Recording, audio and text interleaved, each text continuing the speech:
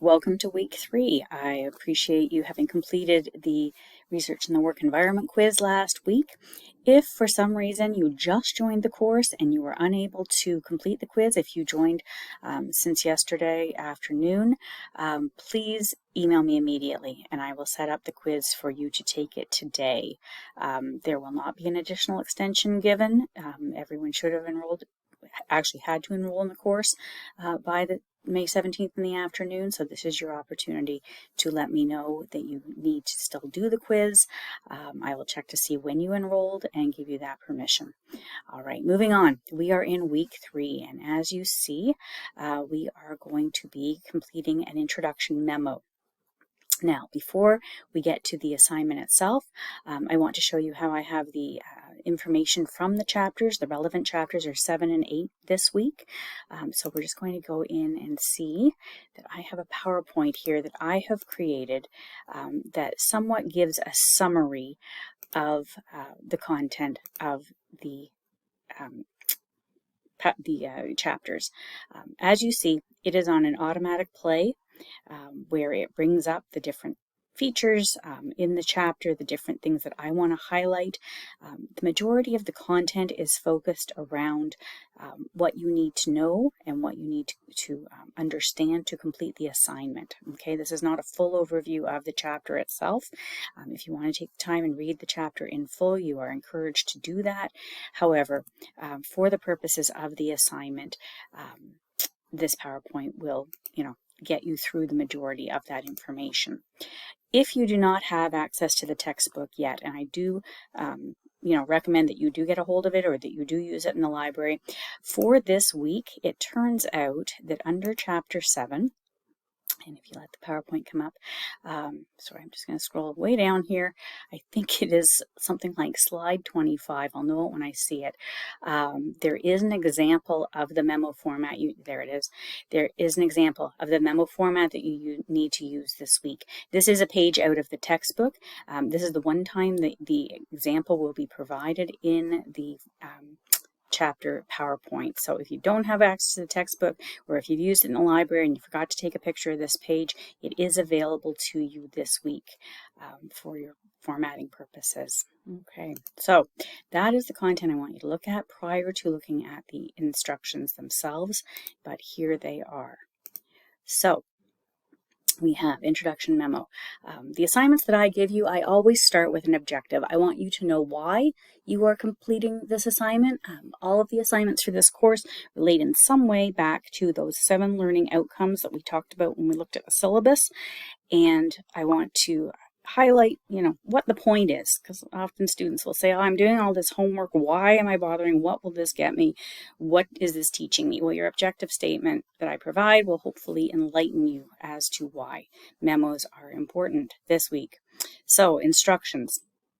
The content of this memo does help me to get to know what kind of a learner you are, what your background is, that type of thing. But the real reason I'm having you write this, number 1, is to get an example of your writing. I think that that's important at the beginning of a communications course. And number 2, I will find out how well you follow instructions, which is also a skill that employers are desperate for you to have. So let's see how well you can follow instructions that I'm speaking to you now and instructions that are written for you. So in this memo, and as you saw, the example is provided there on page 161 of the textbook or on slide 25 of the chapter 7 slides. If you are using the 6th edition of the textbook, that memo example appears on, I believe, page 157, if you happen to have that edition. All right. Now you know what the memo format looks like. Please look that up before we go further. So, what are the 4 topics that you are going to be covering in this memo? Keep in mind, this is a memo. The format is single space. This memo should fit on a single page. You should not need 2 pages for this. Memos in general, as shown in the chapter are succinct, concise information focused on answering specific questions. They are formatted very similar to emails, but this is a more formal document. Memos are often used in the workplace, so we want to get you some experience with that. What are the topics you're going to be covering? Well, there are 4 things. The first is your greatest challenge of the 7 learning goals and objectives of the course. And if you say, Jill, I don't remember what those are, well, then back you go to the syllabus, which is located on course information. And you will see on the right-hand side of the first page that the 7 learning outcomes for the course are listed there. Have a look, see which one is your greatest challenge, and please explain why. Don't just name it, also tell me why you find this challenging. The next section, I would like to know a communication skill that you possess already and where it came from. Why it will be valuable to an employer. Now, this is in preparation for next week's assignment, and I want you to format this in a certain way. And this is where I'm going to find out if you are capable of following detailed instructions. So I would need you to go into the textbook, look at pages 431 to 434, where you will see a number of examples of resumes written by a variety of individuals. You will see on those pages that their skill statements are written in point form, and they begin with an active verb. You will see examples there. If you're not finding those, please contact me. Please create your own skill statement around a communication skill that you have. I will leave it to you to choose one. It can be verbal, it can be written, it can be a technology skill, something that you possess that shows that you are a good communicator. And choose your active verb to begin that statement. It should not begin with the word I. It should be a single statement, concise and giving sufficient detail as the ones in the textbook show. The third piece of information I'm hoping that you include in this memo is your final career goals. You told me a couple weeks ago actually, in your week 1 post in the discussion board, what you are studying, and what you're studying at Georgian does not always lead specifically to your final career goal. Sometimes it does, and I would like to know what that is. Are you an entrepreneur? Are you hoping to open your own business? Are you in a career that is dictated when you graduate, such as engineering, nursing, that type of thing? Where are we going to find you a few years after graduation? And the last piece of information that I would like you to share is to list a communication skill that you will need for your answer to question number 3. What is a communication skill your future employer will require?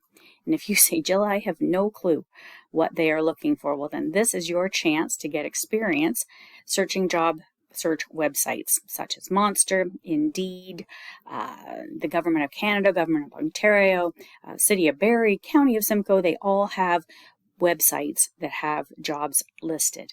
So go in there, find the description of your future career goal, and think through and look at it to discover what a communication skill is that you will need for that future job. All right, so formatting. As I said, it will be a 1-page memo to me. I am your audience as your professor at the college, so consider that. You can use the direct method of organization, which will have been discussed in detail in Chapter 8. So you will give me, a quick introduction stating why you are writing, what material you will be covering. An introduction, as you know, is a roadmap showing your audience what it is that you're going to be discussing in the remainder of the memo. It shouldn't be more than a couple of sentences because this is a short assignment. The body of your memo, you can break it down into 4 small paragraphs. You can keep it as 1 large paragraph. You can split it up however you see fit as a good communicator. What makes the most sense? Number 2, your skill statement will likely stand alone, okay, just because of the format that it will take. Conclusion. Yes, please have a conclusion. As you know, good writers, sum things up or leave with a positive thought as they conclude the information that they've provided. So be a professional writer, work-related, work-focused writer, and make sure that your memo is complete by including that conclusion. All right. Reminder, use spell check and grammar check. I showed you those 10 errors that people are prone to in week 1 under the week 1 folder. If you can't remember, if you didn't see them, you can go in and look at them now. If I see those errors, marks could be deducted this week. Usually I give you a warning unless it's really blatant lack of attempt to use good grammar and good spelling. Marking scheme, we're going to talk about that in a second. Use it as a checklist. It is a rubric. Where are the marks coming from? And make sure that you have revised, edited, so that you have a perfect, excellent copy to hand in. And I'm going to show you where to attach that in a moment. But first, we are going to talk about where your marks are coming from. As it says, this is only 5% of your grade. I'm trying to take it easy on you on this first assignment, break you in gently. It is just an example of your writing and an example of how well you follow instructions. So what am I looking for? Did you use correct memo format? Did you include graphic highlighting? Is your answer to number 2 in the proper format? Are you organized? Did you conclude that introduction opening, the body content, and the closing conclusion? Are they all 3 pieces there? Are your paragraphs logical? Are they well developed? Do they cover one idea? Did you follow the instructions for all the different requirements, extra marks for that? And of course, writing conventions. Is your spelling and grammar at an acceptable level for college communication? That's a total of 20 marks, and as I said, it is worth 5% of your grade. Now, where does this go? Well, as you saw, you were in the discussion board in week 1, so you're going to go back in there, and we have week 3 introduction memo. It says upload your memo here by clicking on the words, choose create thread, then browse to attach your Word or PDF document. Please do not use Google Docs, and if you're using a Mac, please convert it into a PDF.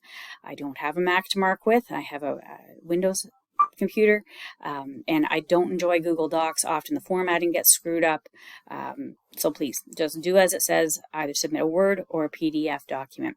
Once you've posted, you will be able to see the work of your peers and see how other people have dealt with this information. So since no one has started, I will click on there. You can attach your document here. All right, please do not try to cut and paste it into this area. The formatting will not work. Okay, you don't need to put your name in here or anything. Just have all the information on your memo with the to, from, date, and subject lines. I will know that it is yours. Also, Blackboard defaults and tells me that it is yours. So once you've uploaded the document, that is all that's necessary, and you will click, I believe the word respond lights up for you to post that. All right, so that is it for this week.